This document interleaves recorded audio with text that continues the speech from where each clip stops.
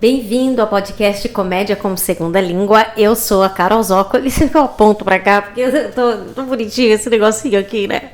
Por isso que eu tô apontando pra cá. Mas bem-vindos a esse podcast onde eu compartilho a minha experiência de viver e fazer comédia fora do Brasil já há 9 anos, né?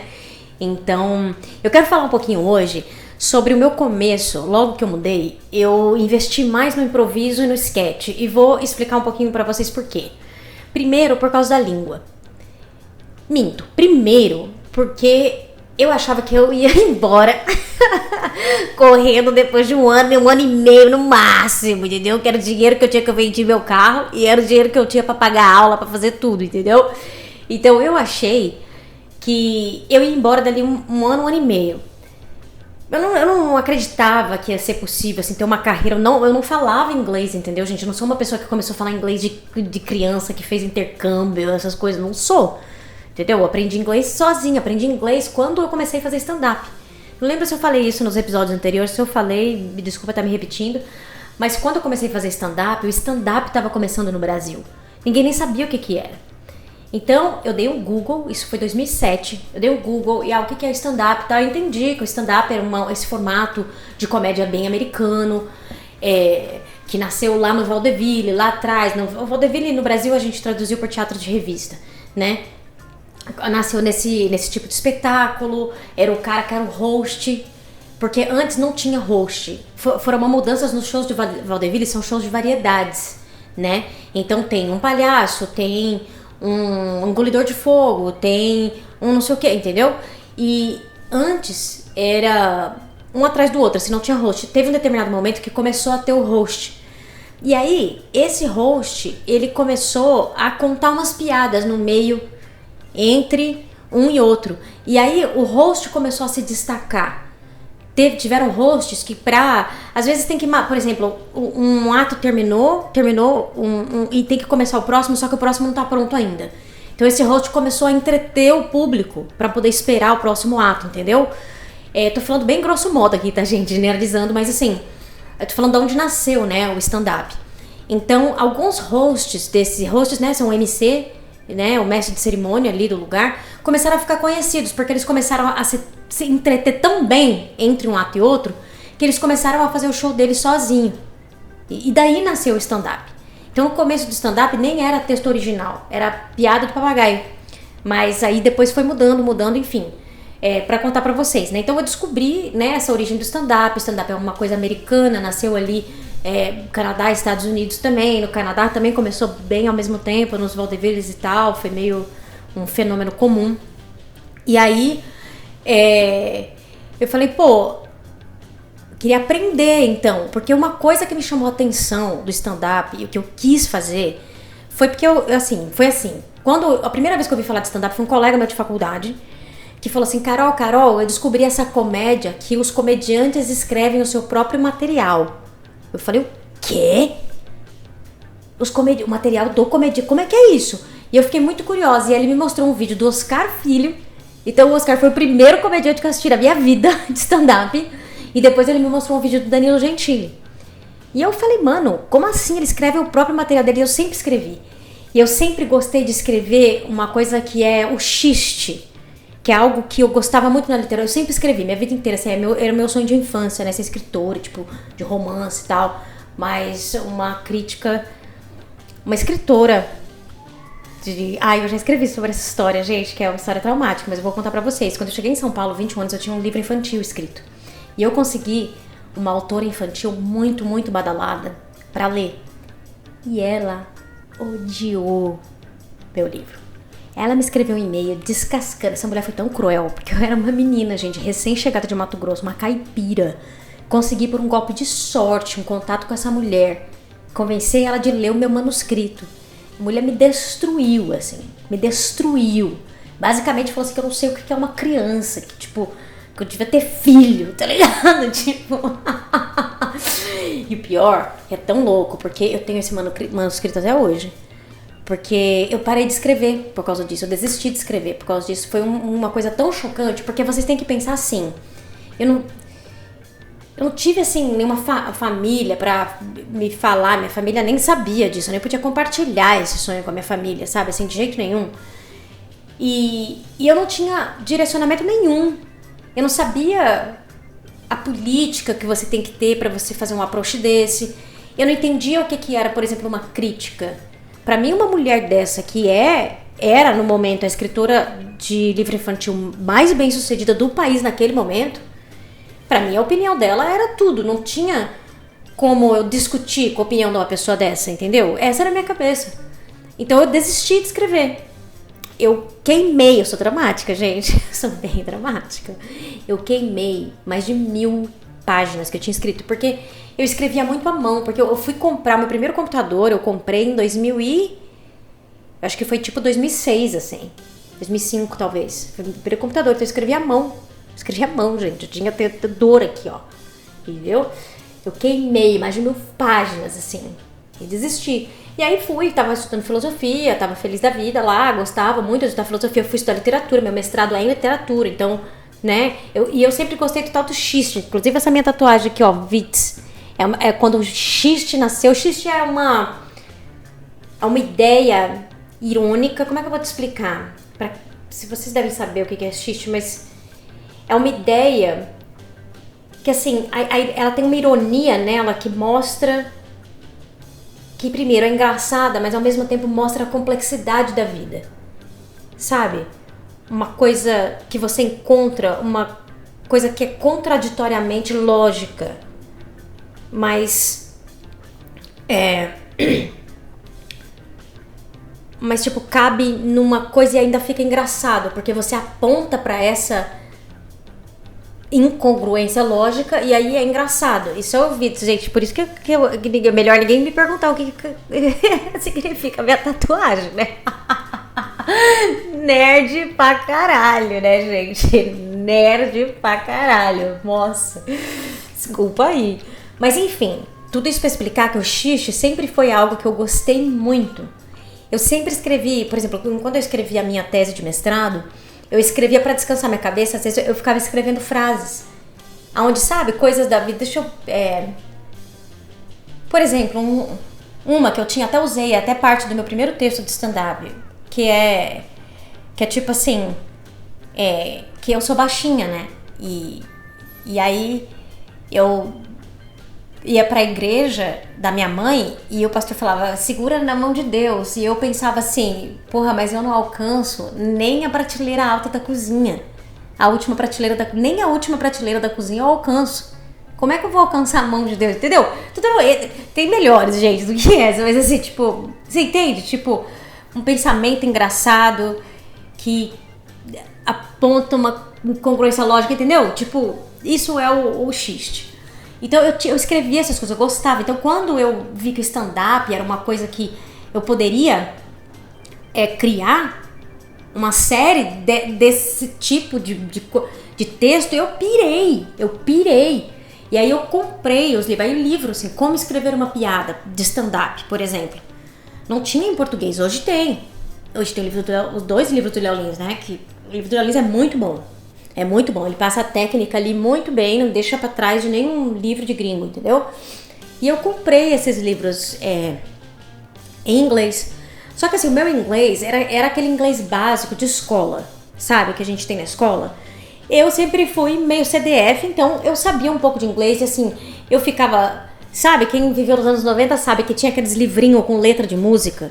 Então, o meu contato com o inglês era esse. Então, vamos falar assim, eu era um iniciante avançado, entendeu? Vamos dizer assim. E aí eu comprei. E aí, só que enquanto eu tava na faculdade, fazendo mestrado e tal, eu aprendi francês na faculdade, porque quando eu estudei na USP, a USP foi fundada por franceses, não sei se vocês sabem, por filósofos franceses, muito famosos, inclusive. E então a USP, pelo menos na faculdade de filosofia, tem muito livro em francês. Todos os livros que você precisar tá traduzido em francês. Os franceses traduziram tudo, tipo assim, coisa de Grécia Antiga, coisa de Egito Antigo, sei lá, tudo que você quiser estudar, entendeu? Os franceses traduziram.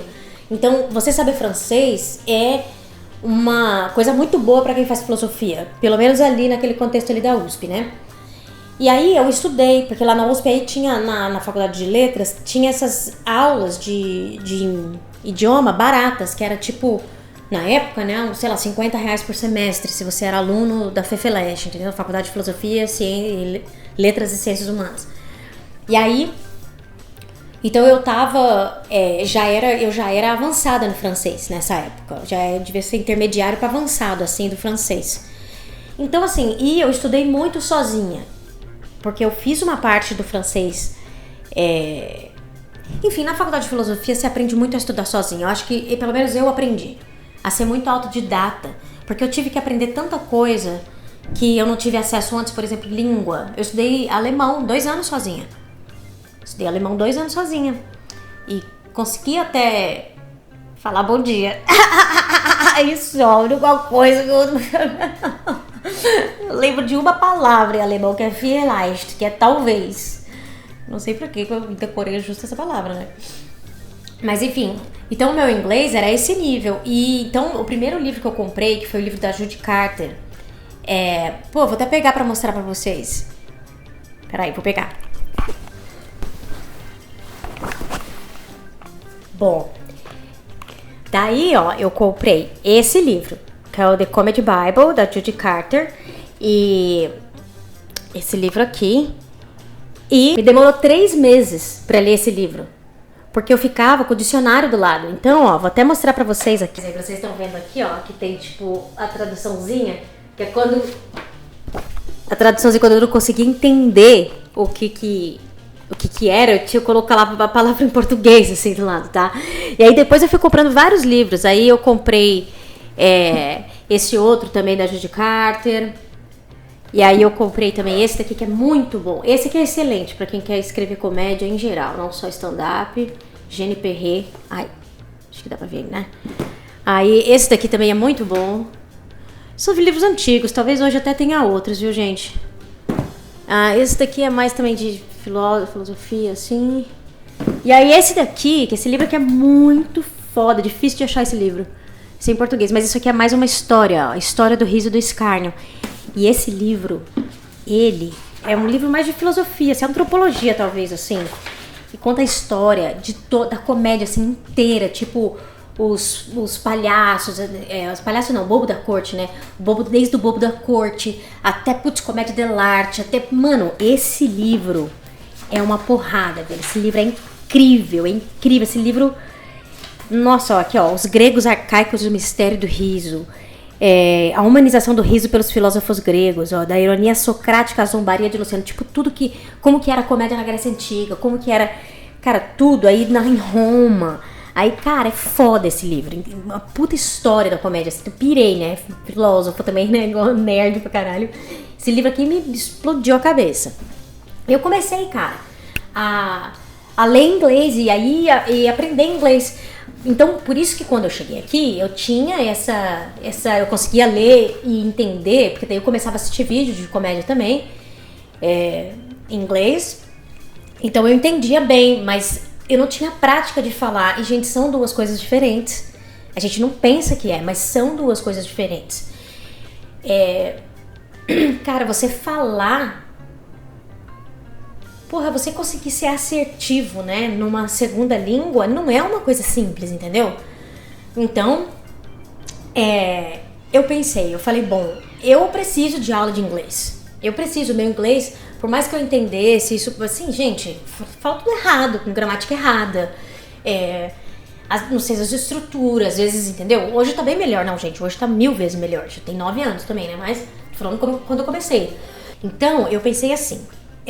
Quando eu migrei, né, pro Canadá, dentro do processo de imigração e tal, e eles dão umas aulas de inglês para os imigrantes que acabaram de chegar, tipo, o governo paga. E eu falei, bom, eu vou pegar a aula do governo, pegar o meu dinheiro, ao invés de eu pagar uma aula de inglês, eu vou pagar a aula de improviso. Porque o improviso vai me ajudar com o inglês, porque eu vou ter que falar. Eu vou ter que usar no improviso, entendeu? Então foi isso que eu fiz. Então eu fiz, gente, essas aulas de inglês que eu peguei do governo canadense. Eu acho que eu devo ter pegado entre 6 meses e 1 ano. E me ajudou muito, muito assim, ó, muito. Mas era muito louco, cara, a classe. Na classe tinha um cara que era um refugiado da Síria. A história desse cara era a coisa mais louca. O cara era um médico.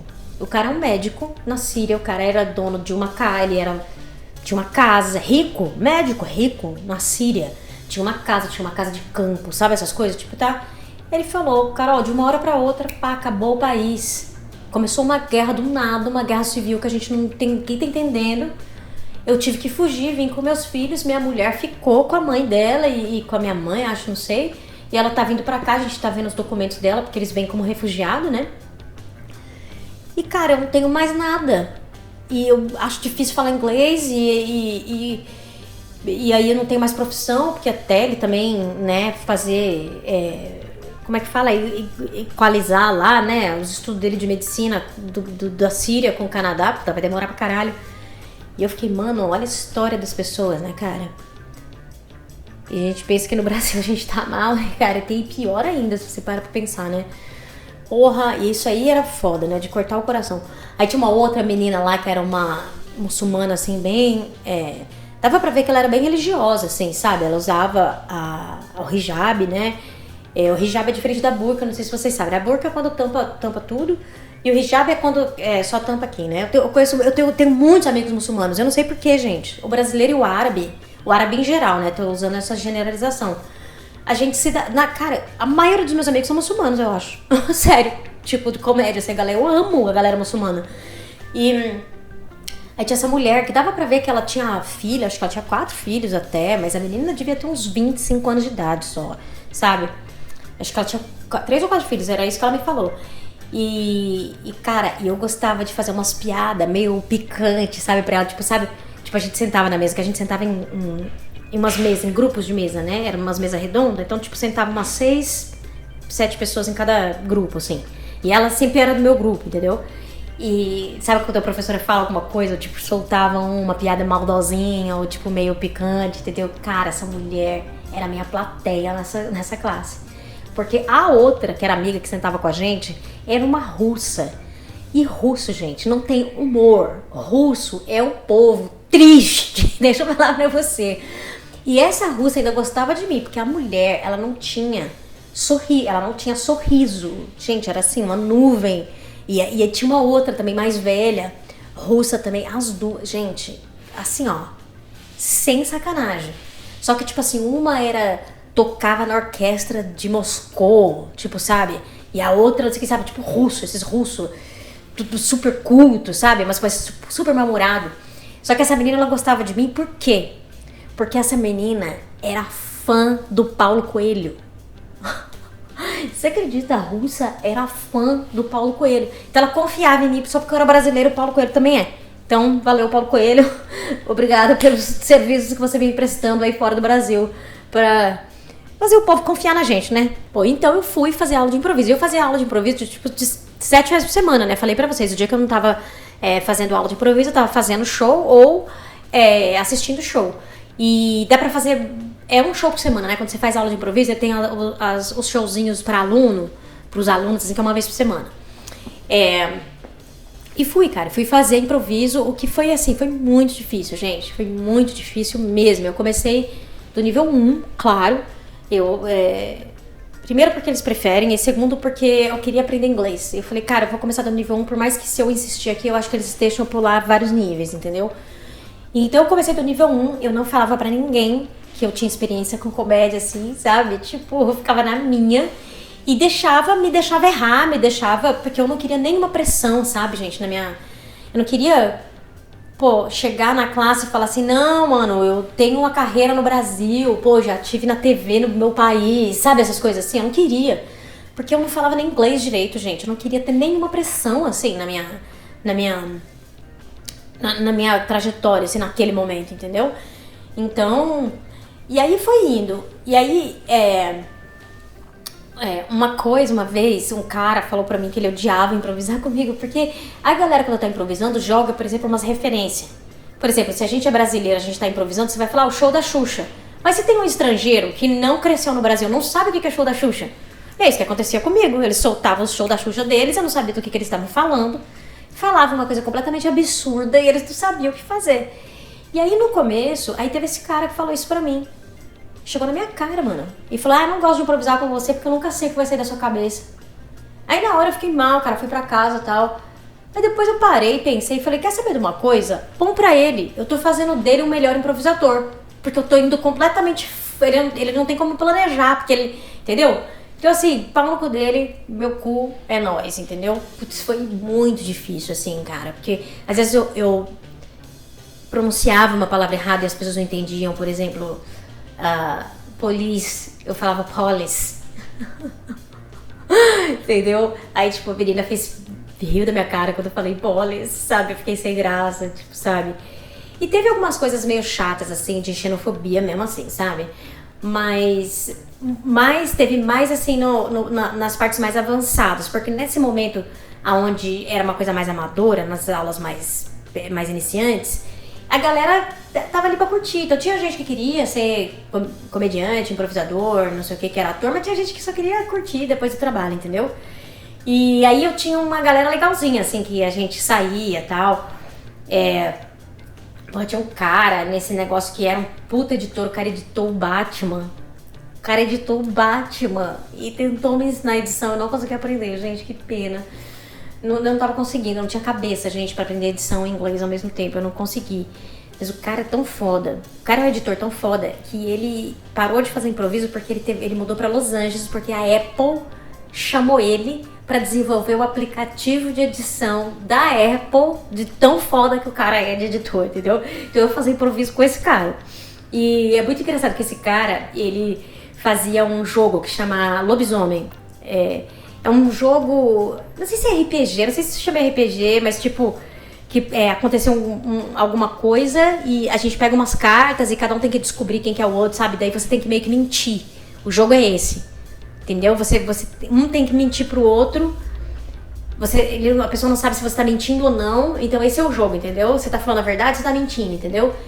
Então, porque aqui canadense, gente, assim, não tem esse negócio de você ficar... Tem que ter uma atividade, entendeu? Não tem esse negócio de você ficar com os outros, jogando conversa fora, não. Você vai juntar com os outros, você tem que ter uma atividade pra fazer com essas pessoas. E aí chega lá, o pessoal não leva um alcoólico... Pessoal, é só chips e Coca-Cola, entendeu? Um horror, viu, gente? Enfim. Mas esse jogo era legal, eu gostava desse jogo. E eu ia com o meu marido, Cláudio, gente, que o Cláudio, ele não mente, ele não tem malícia nele, ele é um robô, né? Como muitos de vocês já sabem, eu já falei, trabalha com TI, super lógico, inteligente pra caralho. E ele não mente, não tem malícia pra mentir. Então, esse jogo era muito difícil pra ele, porque ele não conseguia mentir. E aí, foi isso. E daí, nesse período aí, foi legal, mas tipo, quando eu entrei no conservatório, que daí tem uma segunda parte lá no Second City, porque eu estudei no Second City, esqueci de falar esse detalhe importante. Second City é o maior teatro de improviso de sketch do mundo. É da onde saiu o Steve Carell, o Stephen Colbert, a Tina Fey, o Mike Myers... Quem mais? Pô, todo mundo que você pensar saiu do Second City. E o Second City é um negócio muito único mesmo, porque é um teatro de sketch. Sketch cômica. A cada 6 meses eles têm um show novo, e o show é super político, é super sobre o que tá acontecendo agora, é super atual, assim. E os improvisadores, eles são improvisadores e atores, né, claro, maravilhosos, assim, gente, os textos são super relevantes, assim, o negócio é maravilhoso, assim, um troço... Eu nunca vi nada igual, assim, sabe? Tipo... E óbvio que, assim, eu trabalhei lá depois. Eu fiquei 7 anos com eles lá. Eu parei de trabalhar com eles porque eu mudei pra Nova York. Mas eu cheguei a dar aula de improviso lá. Dei aula de improviso pra criança e adolescente. Depois eu vou falar um pouco dessa experiência também pra vocês. Eu fiz apresentação com eles. Eu fiz apresentação com eles com a Orquestra Sinfônica de Toronto. Eu vou colocar a foto aqui pra vocês verem. Incrível, gente, um negócio assim, enfim.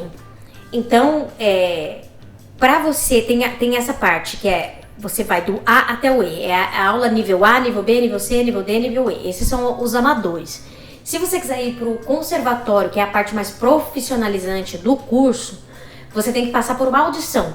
Que nada mais é do que você ir numa sala, tem lá mais 5, 6 pessoas, e você tem que improvisar com essas pessoas. Os examinadores dão os temas e você improvisa com essas pessoas. É super difícil fazer audição assim, gente.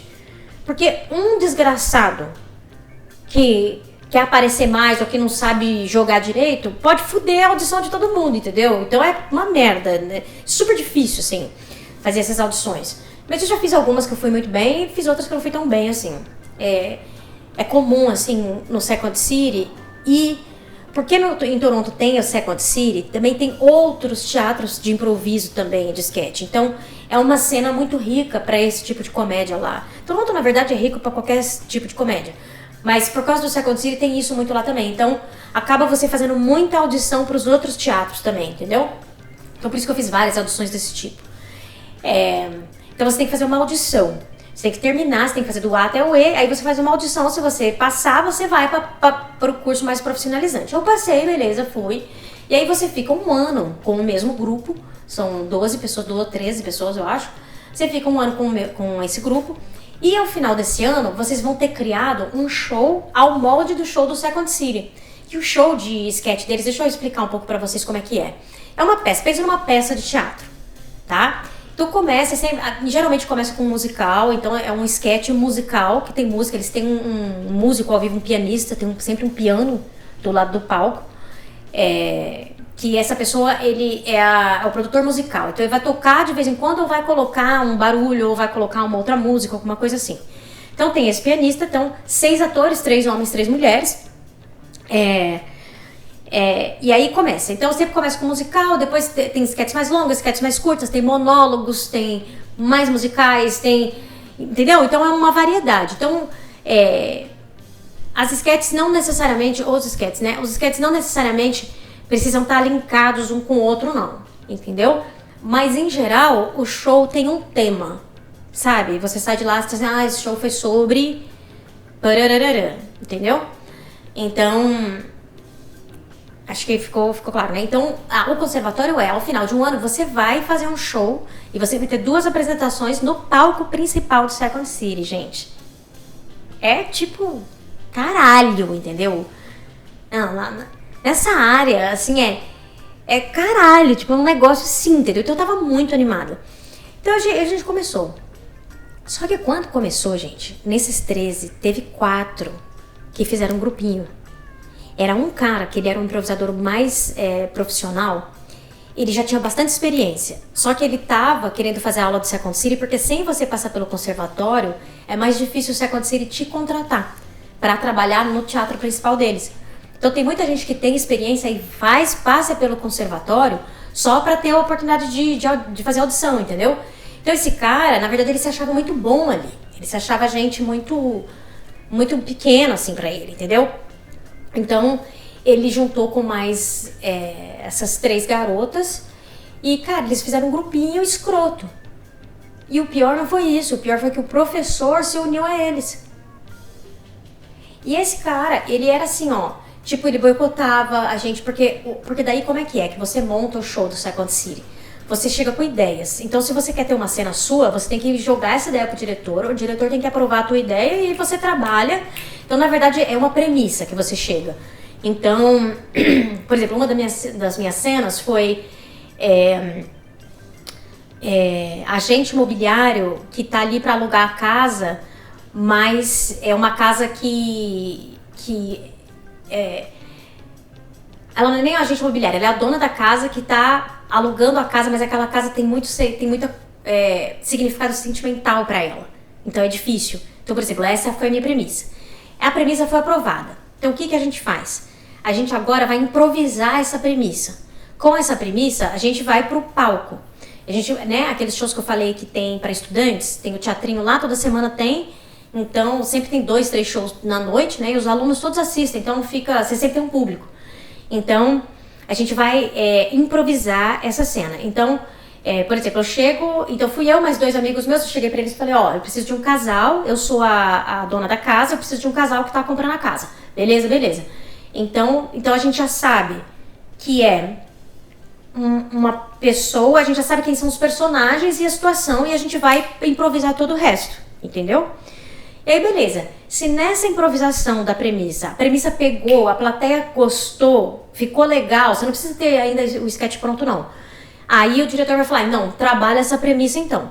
Então daí agora você vai se juntar com esses, né, eu vou me juntar com esses 2 atores que fizeram a cena comigo e a gente vai criar. A gente vai improvisar mais, a gente vai, né, e aí a gente vai a cada show trazer essa cena diferente, e testando até ela chegar no modo final dela. É assim que o Second City trabalha. Então você precisa muito dos outros para você vender a tua ideia. Porque a não ser que seja um monólogo, você não vai fazer a cena sozinho. E essa galera do grupinho, quando você precisava deles para fazer a tua cena, eles jogavam a tua cena, eles afundavam a tua cena. Tipo, faziam uma oferta bosta, tipo, fazer uma oferta no improviso é quando, por exemplo, alguém sugere uma coisa, alguém numa cena chega pra mim e fala assim, filha, você tá tão bonita hoje, eu viro e falo assim, não sou sua filha. Pô, eu fudi a cena, não tem mais cena depois disso, entendeu? O correto no improviso é, filha, não sei o que, mãe, você não sabe, mas eu tô com uma dor de barriga porque eu comi, sei lá, entendeu? Tô falando qualquer coisa, mas eu tenho que aceitar e entrar no jogo, né? O improviso é tudo isso, é entrar no jogo. Então, se alguém quiser te derrubar, é só não entrar no jogo, a cena não vai pra frente. E esse desgraçado fazia isso, que olha, gente, eu queria tanto desistir, porque eu falei, cara, eu tô pagando pra passar por isso. E aí o pior, o diretor, que queria dar cena só pra esse grupinho, mano, não entendia o meu speech, fingia que não entendia o meu inglês. Entendeu? Porque, claro que assim, quando eu vou explicar uma ideia, meu inglês naquele momento, eu tava lá há menos de um ano, eu tava lá uns 10 meses, então, por mais que assim, eu tivesse um inglês suficiente pra passar numa audição, pra entrar no conservatório, explicar uma ideia, gente, pensa na linguagem que você precisa pra você explicar o que você tá pensando, entendeu? Então era isso, né? Então era difícil pra mim, o cara não tinha paciência. O cara não tinha paciência, que às vezes eu precisava de um segundo a mais ali pra vir a palavra na minha cabeça e eu explicar a ideia pra ele, entendeu? Então, foi muito difícil. E eu comecei a perceber que eu falei, cara, eu tô pagando esse negócio em dólar, esse caralho. Se bem que naquela época o dólar era 1,50 ainda, né? 1,80, né? Então, bem melhor. E eu tô pagando pra ficar, cara, passando raiva com esses filha da puta. Aí teve um jogo uma vez que a gente foi, uma mulher, que nem era desse grupo, essa mulher até gostava de mim. Aí teve um jogo lá que a gente fez, ela vira pra mim e fala assim, no meio da cena, assim, ela vira pra mim e fala assim, todo mundo tem olho azul aqui, só você que não. Como é que você veio parar nesse país? Eu olhei pra ela e falei assim, legalmente. Ai, todo mundo riu, né? Filha da puta. Aí tinha outro, nesse que é um menino também, que era um menino muito, muito talentoso, assim. Mas todas as cenas ele me chamava de Maria. Todas as cenas ele me chamava de Maria. E sabe o que eu comecei a fazer? Eu comecei a falar assim, não, my name is Ashley. Meu nome é Ashley, que é um nome bem canadense, assim, né? Bem inglês. Aí ele fala, mas e o seu sotaque? Eu falei, não, nasci e criada aqui, não sei do que você tá falando, sotaque não. Pra ele parar, cara, porque, cara, você tá improvisando, você quer fazer outras coisas. Tudo bem de vez em quando, eu ser a Maria, não tem problema nenhum. Mas eu tive que fazer essas coisas, sabe, gente? Pra me impor ali, sabe? E aí esse grupo tal, fazendo essas coisas e passando por toda essa dificuldade. E, cara, eu quis desistir. Eu quis desistir mesmo. Quem não deixou desistir foi meu marido. Ele falou, não, Carol. Não, você tá aqui, cara, você passou nessa audição pra fazer o conservatório. Você já pagou metade do negócio. Você tá aqui pra aprender, você tem um objetivo, cara, é muito foda, você tá no Second City, você não vai desistir por causa de meia dúzia de otário. Eu falei, cara, não vou. E aí eu virei o inferno, só virou o objetivo da minha vida.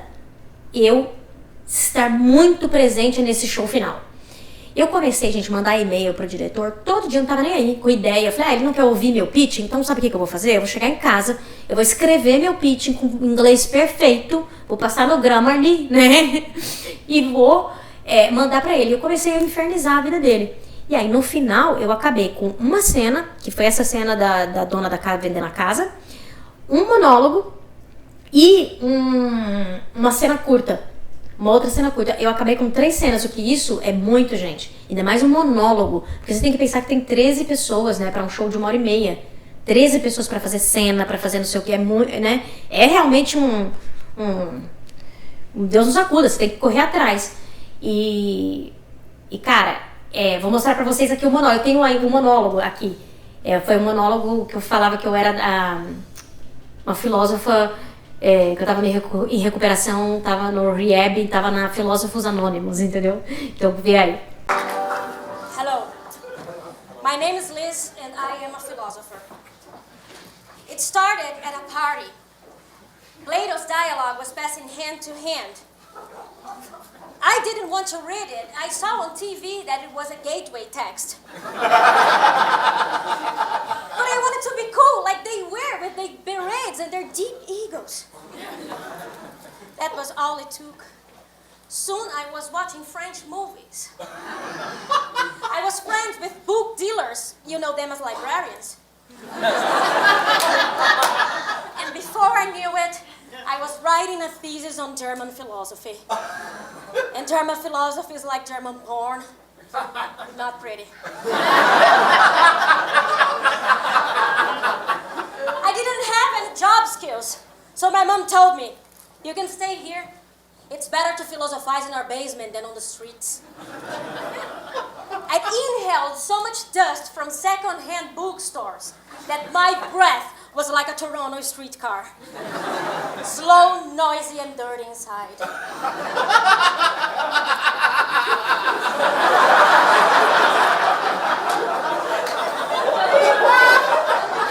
I destroyed my sister's engagement dinner with the joke. Hey guys, you know what philosopher needs a flu shot? A Nietzsche!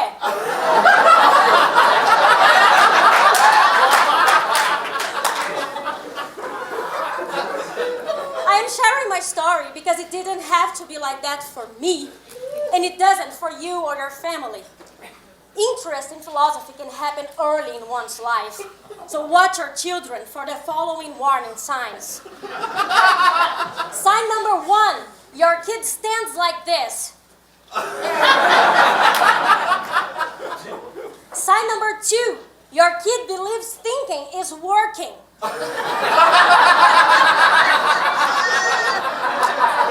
Sign number 3, your kid asks you, Mommy, why does Barbie have so many jobs? Is capitalism dead?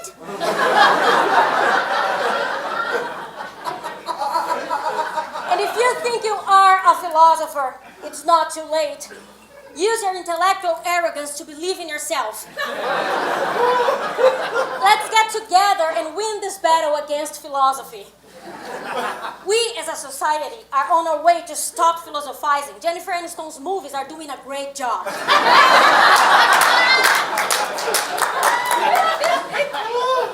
It worked for me. I am a whole new person. Now I'm investing in a career that is going to provide me recognition and a lot of job opportunities. I'm taking improv classes.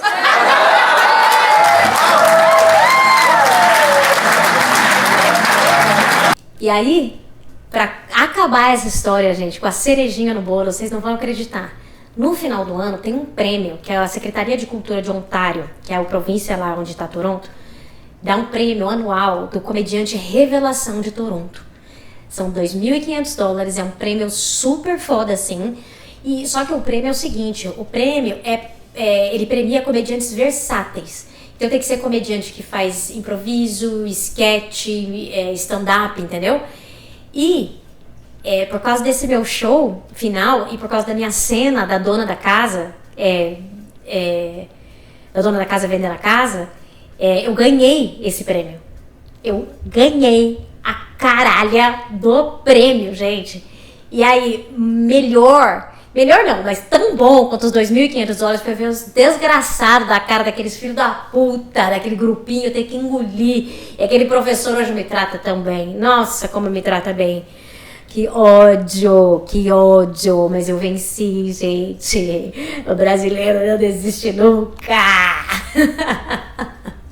Aí então, e só pra completar essa história também da xenofobia, nessa época também, eu tava fazendo mais improviso e sketch por aquilo que eu falei pra vocês, que eu achava que eu ia embora depois de um ano, e eu falava assim, bom, se eu vou ficar um ano e meio fora, pelo menos que eu aprenda algo que não tem no Brasil, não tem esse esquema do Second City, não tem no Brasil. Então eu falei assim, bom, que eu volte levando algo que eu não tenho como adquirir lá, né? Então eu fiz stand-up, mas eu tava fazendo menos, na verdade, stand-up. Mas eu fiz um curso de stand-up. lá, com um comediante mais velho, assim, bem veterano, tal. O cara tinha, sei lá, mais de 30 anos de comédia, né? Que é um negócio de comédia stand-up, que é um negócio que nem no Brasil a gente tem ainda. Aí, assim, eu já até dava aula de stand-up no Brasil quando eu fiz esse curso. Então eu fiz mais, assim... Eu fiz esse curso mais pra ver a didática do professor, pra ser sincero. Pra falar assim, porque quando eu comecei a dar aula de stand-up no Brasil, eu nunca tinha tido aula de stand-up no Brasil. Eu criei um curso e dou ele, entendeu?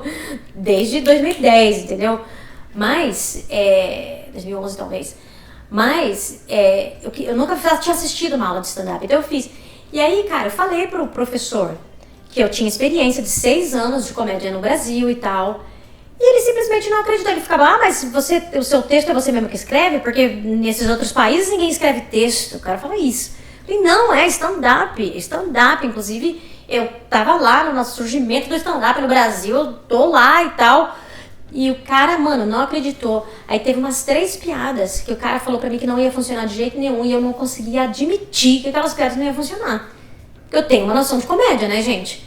E aí esse cara, quando eu percebi que, tipo assim, ele não tava entendendo que eu tinha experiência, tipo assim, eu achei que ele foi muito escroto mesmo, né, vamos falar? Porque se você chega numa aula, você fala assim, eu tô fazendo essa aula porque meu inglês eu tô acabando de chegar no país, então eu tô aqui fazendo essa aula. Mas eu tenho experiência, entende?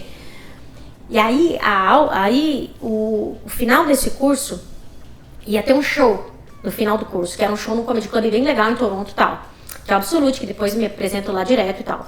E aí, cara, eu fiz o show da minha cabeça. Eu não segui a orientação dele. E eu arregacei, gente. Então, gente, olha, o despeito. Esse episódio foi o episódio do despeito, né, gente? Mas eu vou colocar aqui um trechinho, ó. Eu tenho esse trechinho ainda do meu primeiro show. Pra vocês verem. Well, I'm from Brazil, yeah, and I moved to Canada because in Brazil, if you're a woman and your body doesn't fit in a bikini, they throw you to the crocodiles. So my status here is refugee. Thank you, Canada. Mas, mano, esse episódio foi o episódio do despeito, gente. Porque é difícil, cara. Imagina você ter que lutar, tendo que você aprender uma caralho de uma língua diferente. Aprender o senso de humor das pessoas. Entender uma caralho de uma cultura. Ainda ficar com esses filha da puta dificultando sua vida, entendeu? Então, tomar no cu, né, gente? Então, né, acho que se tem alguma coisa pra vocês levarem desse episódio, pau no cu pra todo mundo, né? É isso. Gente, muito obrigada. Dá o seu like aqui. Compartilha com quem você acha que pode se interessar por essa conversa que a gente tá tendo aqui. E semana que vem tem mais. Semana que vem eu vou estar em Toronto. Vou fazer show, vou fazer uma turnê do meu novo show no Canadá agora. Vou fazer Toronto, vou fazer Vancouver. Fica ligado nas minhas redes sociais. E se inscreve no meu canal. Porque eu tô soltando alguns vídeos de stand-up e tal. Quando dá, quando rola. Mas é isso aí, até semana que vem, vamos estar num cenário diferente, porque eu vou estar lá em Toronto. Então, um beijão, galera, me segue lá nas redes sociais também.